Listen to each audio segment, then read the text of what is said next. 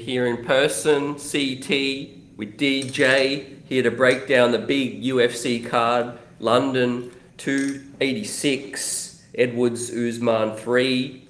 DJ, how are we feeling about this? CT, how are you? Great. Man, good to be here in person, in studio, to see you right next to me, to be able to obviously discuss everything we do, but in person. Yeah. It makes it all the more fun.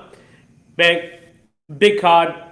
Month of March has been kind of a Christmas month for UFC fans. You know, we're getting two pay-per-views, two huge pay-per-views. We got John Jones, come back, and cement his GOAT status not too long ago. And guess what? 2 weeks later, man, we're getting UFC 286. The UFC is back in London, this time bigger and better than ever, right? And, they're bringing the big trilogy as the main event. Kamaru Usman, Leon Edwards, they've fought twice previously, right? And obviously with one win each, they're going to this rubber match.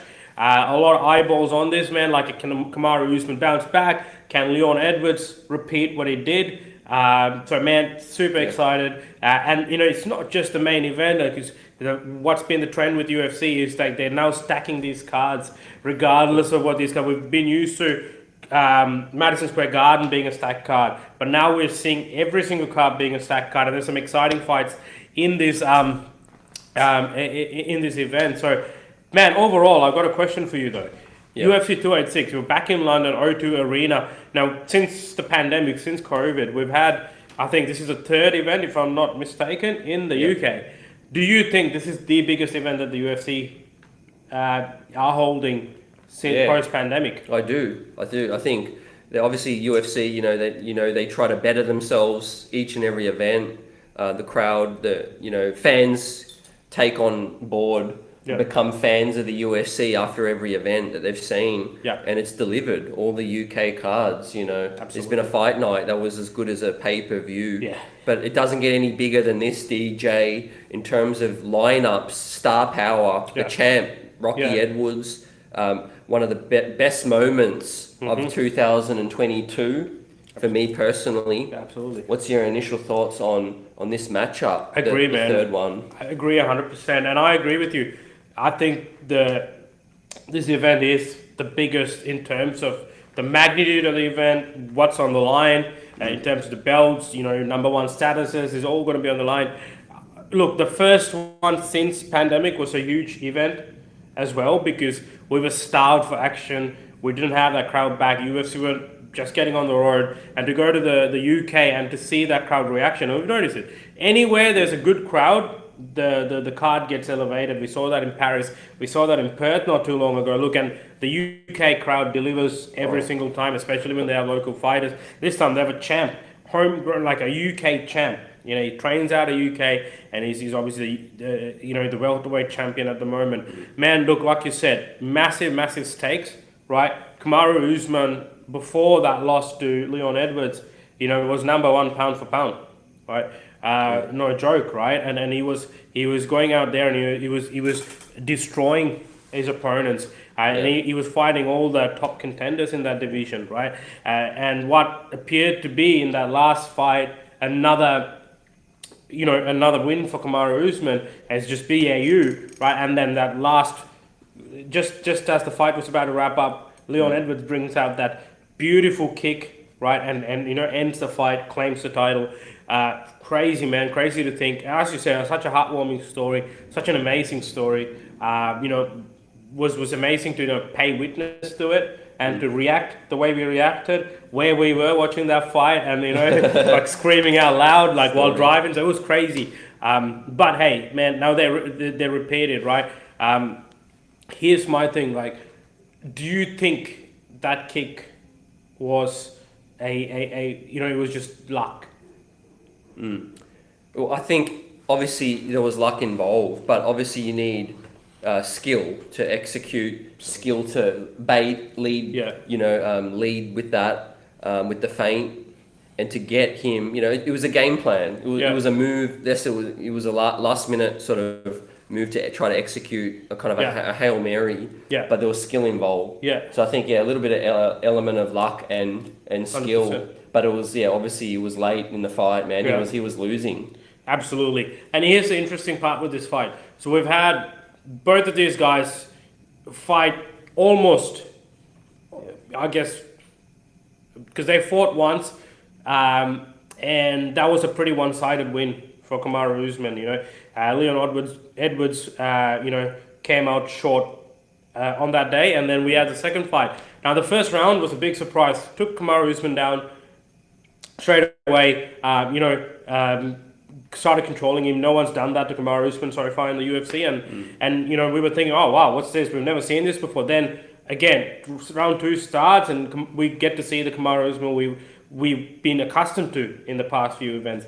Yeah. And then obviously he was clearly going into a decision victory, and then the kick obviously happens. And like you said, while it's definitely a Hail Mary, but we've seen that they've drilled that kick. They've studied his tendency obviously to lean forward when he's parrying punches, and to be able to detect that, to bait that, and to execute that, as you said, requires skill. And I think there was a big part of skill in that win as well. I think it contributed to a beautiful story, and now we're here with the big third fight, the rubber match, right? Like whoever wins takes it all, right? And with that said, the third one now, the second we know how it went, a different fighter holding the belt. Yeah. How different do you think this third one is going to play out, if at all? Okay. Well, having seen Kamaru Usman handle himself after the loss, he obviously took it upon himself straight away to say, okay, cool, look, you know what, I lost. Good, well done. He was the better man, right? And I think Kamaru Usman is an extremely talented fighter. He's extremely skilled, obviously a very strong wrestler, but also, as we saw since working with Trevor Wittman, we saw his striking skills come to the forefront as well. Now, that loss clearly will have an impact. You got kicked in the head. You were winning that fight, and the next thing you know, like you're waking up and you're not sure what's happening, and you've lost the belt. It takes it takes a toll. You were on top of the world. You were the number 1 pound for pound fighter. Right, so I still think Kamaru Usman will come into this fight, regardless of all that, with a strong mindset. From everything I've seen in terms of the media, that he seems very focused.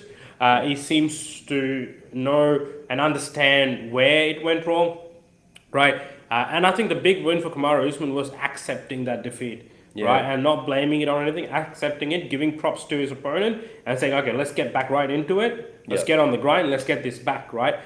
So I think we're going to see a very strong Kamaru Usman. I don't think there are some talks out there saying that he's going to be dejected, he's going to be gun shy. I don't think so. I think Kamaru Usman will be coming in trying to put a stamp on this fight. Put a victory. Obviously his pride took a bit of a hit, and now him coming into nothing better to get that back than to go to your opponent's backyard and get that win back, right? That'll be the biggest statement you could make.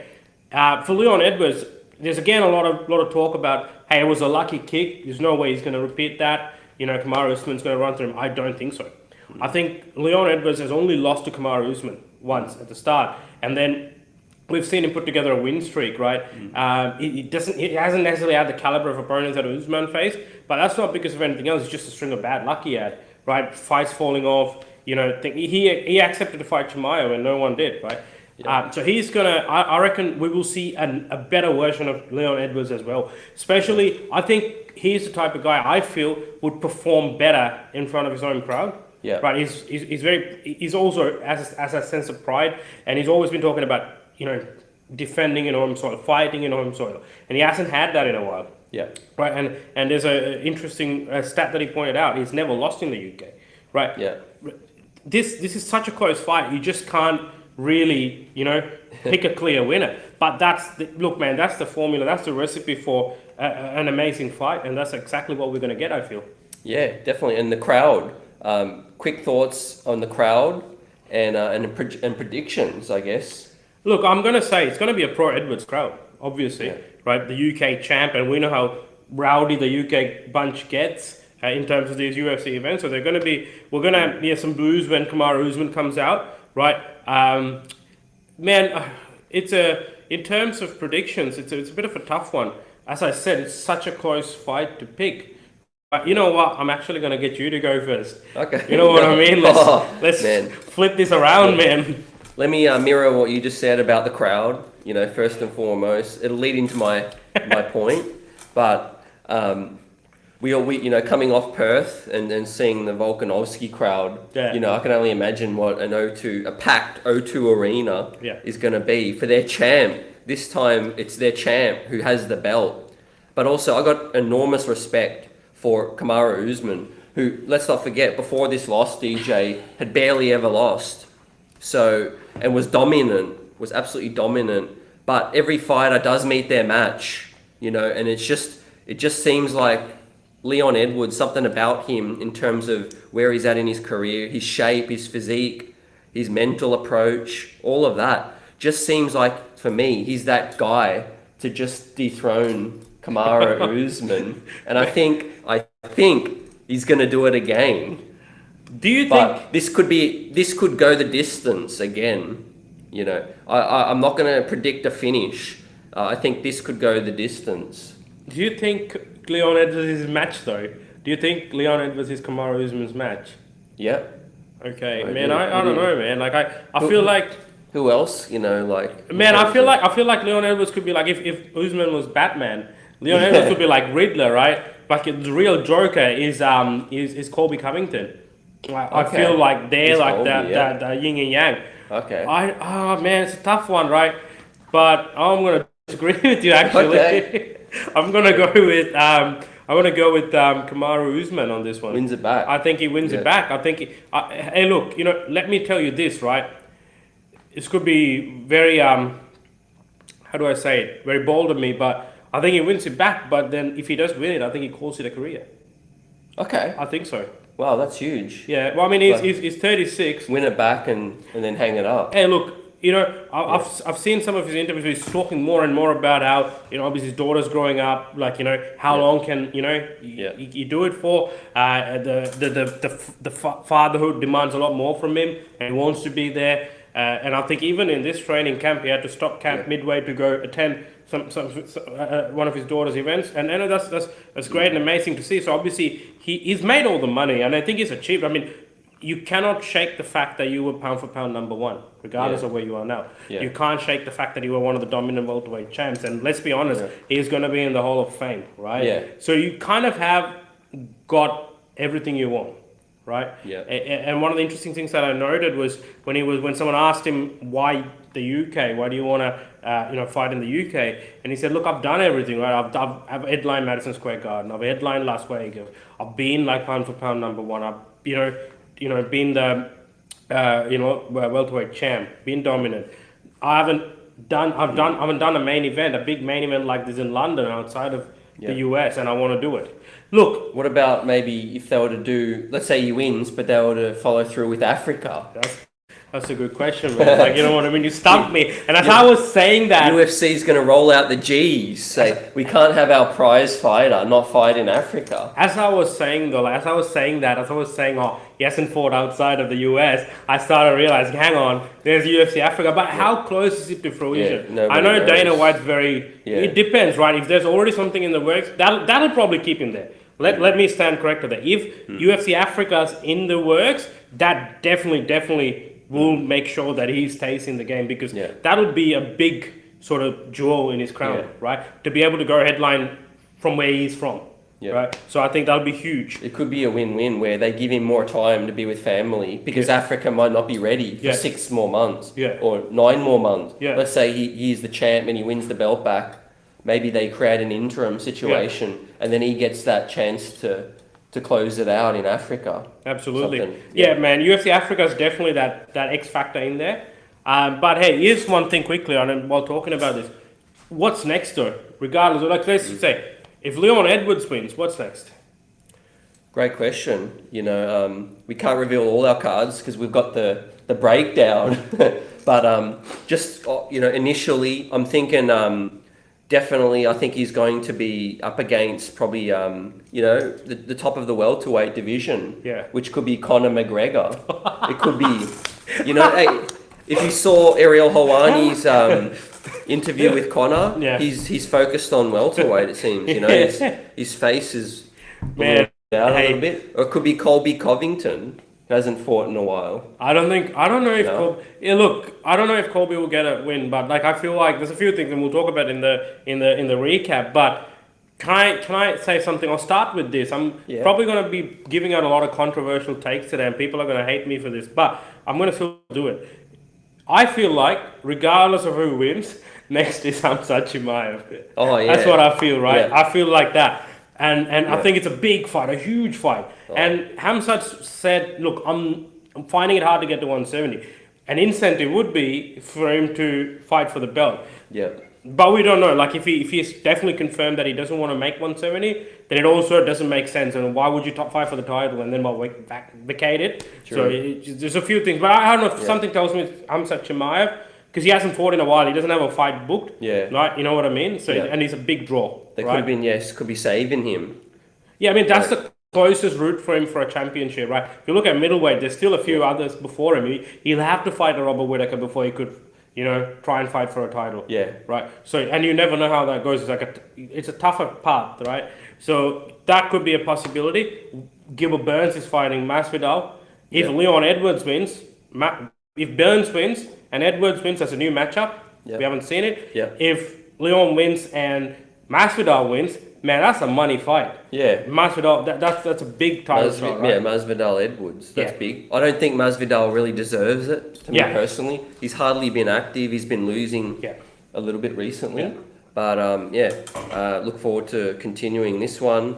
Yeah, this is what we're going to tune in for all the marbles. And now DJ, the co-main event, another stunner. Oh, lights out. Wow, we got another lightweight banger, right? The lightweight division seems to be stacked, and it's no secret, but we got Rafael Fiziev taking on Justin Gaethje, right? Man, I feel like anytime Justin Gaethje fights, we always say this, it's just going to be fireworks, and that's exactly what it's going to be. But take another version of Justin Gaethje or someone similar to that with a similar fighting style is Rafael Fiziev, right? Yeah. Put them together, man. Oh. Like, look, this fight is going to up the crowd so much, right, that they're going to be in full form come main event, right? Because this is going to be fireworks, right? Oh. The last time Justin Gaethje fought, he obviously lost, but for however long it lasted, it's a crazy exciting fight. Yeah. And before that, before Michael Chandler, we all know it was fight of the year. So, yeah. like, if you see Fiziev's work, he's only had one loss, right? And that was his debut, if I'm not mistaken. Yeah. Right? And then since then, he's won every fight, and he's won them in, like, crazy fashion. There was this fight with Moicano, the combination was insane. Then you got him dodging kicks like he's from the Matrix, man. Like, his fight with Bobby Green was insane. It was just, obviously, he ran out of gas a bit in that fight and lost the third round. That's probably something to be careful with, especially someone like Justin Gaethje, who's got those championship round experience. Like, obviously this is a 3-round fight, so there's not going to be any championship rounds, but he has that experience. Like, if you're gassing out in the second round against Justin Gaethje, man, that's bad news, right? So, but look, I mean, look, I'm sort of predicting it to be a stand-up fight. I don't think it goes to the ground, right? I think there's going to be a lot of combinations. I think both guys are going to walk forward. Fiziev's going to, in his own style, be elusive. Gaethje, obviously, we know he comes forward and throws heavy. One thing is that he does get hit a lot, so you need to be careful against an elite striker like Fiziev. You just got to be careful in that aspect of it. Yeah, you hit. I like what you said about the stand-up. We can expect fireworks between these two. Fiziev is incredibly tough. Yeah. Gaethje, incredibly tough. He can take hits, give out hits, and keep standing, and it's going to be fireworks. I think this is going to be a finish. I'm predicting a finish. What about you? I'm predicting a finish too, man. Like, I mean, man, whenever Justin Gaethje fights, one of the lines that come to mind is he was standing in this corner. I believe it was a Poirier fight, and he was kind of banged up. Yeah. And the doctors were checking him, and he said, "Look, I'm not dead yet. I can still fight." So, man, that's the sort of mentality he brings to the fight. I mean, look, even Kamaru Usman says sometimes he's a handful. You can't handle him. He's that aggressive. So, I mean, and the coach, obviously, Trevor Whitman. Yeah, Trevor Whitman, a genius. Plays a big factor in this. Yeah, man. Anything you can share on Fiziev's camp? I mean, he's got believe it's Frank Hickman, right? Like, yeah, he's his wrestling coach who also coaches the likes of Adesanya, Oh yeah. Volkanovski, right? Yeah. So like he's not going to be any slouch in the ground if he does go there. Yeah. And we know Justin Gaethje's wrestling accolades. He just chooses not to use it. Yeah. Right, for some reason. Yeah. Obviously, if he trains out of Tiger Muay Thai, right? Rafael Fiziev, in Thailand. So look, in terms of seems like from what I saw on the embedded and etc. His weight cut's going good. Yeah. I saw him like munching down some food, and I don't know how old this clip was, but he's drinking Pepsi and all that. So I don't know, it could be something to throw his opponent off. But seems like the indication is that the weight cut's going good so far for him, and then obviously Justin Gaethje as well. The Gaethje and Usman are in UK. I think they got in early this week. But yeah, man, prediction time. Great. Well, I went first the other time, so we both predict a finish. So who and what round? All right, I'm gonna struggle to pick the round, right? I'm gonna go with my gut, man. Like this is one of those fights where you just pick with your gut. There's two very similar fighters. Yes, Gaethje has the experience, but I'm going to go with Fiziev, man. He's up and coming. He's hungry. He's been calling for this fight, right? He's wanting to make a statement. He knows if he beats Justin Gaethje, he's in that conversation for that title, right? So I'm gonna go with Rafael Fiziev. Yeah, I'm not going to be able to give a round, to be honest. It could be 1, 2, or 3. That's all right. You went out on a limb. I like that. I'm excited with a Fiziev upset. Well, we haven't got the odds, so we'll make sure we've got that on the next preview. Yeah. But I would suspect Gaethje maybe is a slight favourite if you had minimum. Yeah. So I could see Fiziev as the upset. I'm gonna disagree with you though again this time. I'm gonna say Gaethje. He's been out for a little while. He's going to be super focused, iron mentality. He's a maniac inside. I think he's a guy who just tries to kill. He goes out there with ill intentions, and I think he catches Fiziev in the second round. You're right, man. Actually, yeah. Look, he's got. No, I'm not going to go back on my prediction, but Justin Gaethje does have a point to prove since his last fight to Oliveira. But hey, look, I just pulled up the odds, but Fiziev's actually the favorite. Okay. Gaethje, very close though. Like it's a very similar to the main event. Like Usman's the favorite. Okay. Right, but it's very close. Like very close. Could it be the hot streak that he's on, and perhaps Gaethje's recent? Gaethje's fought he's been in the wars, literally. Gaethje, he doesn't pick and choose fights. He fights the best. Absolutely. And I guess like one of the things I reckon would have contributed to his side is like, where is Gaethje's motivation at? Like he's had a title shot twice, right? And he's not been able to get over that line. What happens now? Like where does a win take him from there? True. How far before he can come back to that title? Obviously you got a different champion now, but there's still a lot of players in that top 3, top 5, right? And with Conor McGregor around, man, like you never know what's going to happen, right? And he was embarrassed by Charles Oliveira. Yeah, look, that was a finish. Man, it was crazy. I think in that fight we picked Gaethje. We both picked Gaethje. Yeah. We went against the great Oliveira. Never again. But again, like he lost to Makhachev. Okay. Well, obviously we got Gunnar Nelson taking on Brian Barberena. Barberena stepping in on short notice, replacing D-Rod. We got Jennifer Maia and Casey O'Neill for the women's flyweight. Yeah, it's a flyweight bout. I like that matchup. That's a good one. I think especially if Casey O'Neill, who's Australian as well, wins. Yeah, right, she's got I think she's been quite dominant in her performances, and I think she'll edge herself a lot more closer to that title. Right. So yeah, look, that's a big fight there, and she's also the favorite. Man, this one here, man. If anyone's missed this fight, you got the Italian Dreams fighting in this card. I don't know how many of you guys realize it. I forgot. But the Italian Dream, man, the number 4 ranked middleweight in the world. Must be dreaming. I forgot. Oh, he's taking on Roman Dolidze, who's on a hot streak himself. The Georgian native, number 9 ranked at the moment because he beat a Manson. He stepped up on short notice and beat a Manson. So he's taken on Marvin Vettori. Big step up in competition, man, for Dolidze, but he's been quite, his victories have been statement making so far, right? So I think it's a good test. I mean, if you get through Marvin Vettori and you're pushing yourself into the top 5 now, right? And you're starting to get the game now is with the big players. Like you get into the likes of Robert Whittaker, Adesanya, Pereira, and all that.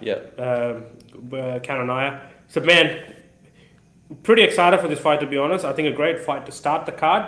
Get the crowd going for the main card, and also for the pay-per-view viewers who are paying those extra bucks. Great start. I'm pretty excited, man. But look, hey, I actually want to get your predictions on this one. We got Marvin, the Italian Dream Vettori, taking on Roman Dolidze. Who are we going with? Yeah, it's a fascinating matchup. Obviously, recently I think Dolidze has been, coming off better form. Marvin is obviously that threat. Still has fought some big names very recently in his last few fights. Had some stop starts, and I think being in Europe, it's close to both of these gentlemen. I'm going to assume from Georgia and Italy. And I'm gonna go with the Dream this time. The Italian Dream. Yeah, man, I'm aligned with you. Yeah, I think Marvin Vettori will get it done. I think he's got a lot to prove. He's quite young still. He had a tough fight against Robert Whittaker. Robert Whittaker pretty much outclassed him. It was one of Robert Whittaker's best performances. I think Marvin Vettori walked back and he acknowledged it. He said, "Look, I ran into an elite fighter, right?" And he went back thinking, "There's levels here." Yeah. Right. And he's been on the grind. He's training with Sean Strickland, right? And their gym, right? Yeah. Extreme Couture, right? So this is it's a big fight for him. If he were to lose to Dolidze, it kind of brings a big question mark on him. He's still young enough to come back. It's not going to be a career-defining loss if he were to, but it'll raise some questions. Yeah, right? Definitely. Look, again, I feel Marvin Vettori gets it done. We got the prelims. The feature prelim is Jack Shaw and Makwan Amirkhani. That's going to be an entertaining fight. But one of the fights that I'm very much looking forward to, or the fighter that I'm very much looking forward to, is a flyweight. Yeah. Right. Mohamed Mokaev. Yeah. Who's been outstanding since his debut. He's laying claim that he will be one of the youngest champs. He wants the belt by 2024. He's on this hot win streak. Pretty excited to see him, obviously compete as well. So, man, overall, some really good fights in there. Yeah. Right. Yeah, I look forward to the whole card, top to bottom. As we know, pay-per-views deliver, but this is on one of those scales where it's top 3, top 5 pay-per-views of the year that you just don't want to miss. The last two have been insane with the John Jones and the Perth Volkanovski. Yeah. But I think this main event is basically where they're at in their careers, is legacy defining. Yeah. Because the other two, the other two main events for the last two have still got more fights in them. Yeah. But like you said, Usman remains to be seen. Obviously, Edwards has still got plenty to do as well. If he pulls off the win again, and he'll probably got title defenses in him. Yeah. But it's been amazing to break this down and preview what's to be a monumental card. Cannot wait to do the recap aftermath. Yeah. DJ, it's a pleasure. It's always a pleasure, CT. Let's wrap this up here. Yep. And we'll catch you guys in another episode of That's a Tap. This one's a wrap. Peace, everybody.